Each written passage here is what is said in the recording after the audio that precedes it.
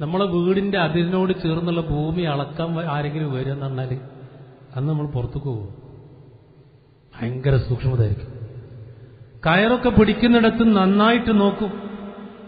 എന്തെങ്കിലും ഒരു പിഴവുണ്ടെന്ന് നമുക്ക് തോന്നിയാൽ അവിടെ പിടിക്കരുത്, അപ്പുറം പിടിച്ചോന്നറിയും.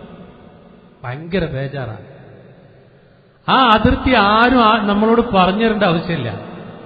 പക്ഷെ ഈ വുളൂഇന്റെ അവയവങ്ങളുടെ ഏതൊക്കെ ഭാഗങ്ങൾ കഴുകണമെന്ന് അള്ളാന്റെ റസൂല് പറഞ്ഞിട്ടുണ്ട്.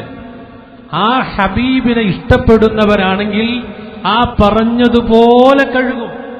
അപ്പൊ കൈകളിൽ വെള്ളം ഇങ്ങനെ എടുത്ത്, 2 കൈകളിൽ വെള്ളം കോരിയെടുത്ത് മുടി മുളക്കുന്ന ഭാഗത്തുകൂടെ കൊണ്ടുവന്ന് 2 കരങ്ങളും ചെവിക്കുറ്റിയിലൂടെ വന്ന് താടിയലിലൂടെ വന്ന് ആ താടിയൊക്കെ ചിക്കി അകറ്റിയ കഴുകുന്ന രൂപത്തിൽ മുഖത്തെ കഴുകണമെന്ന് ഹബീബുന റസൂലുള്ളാഹി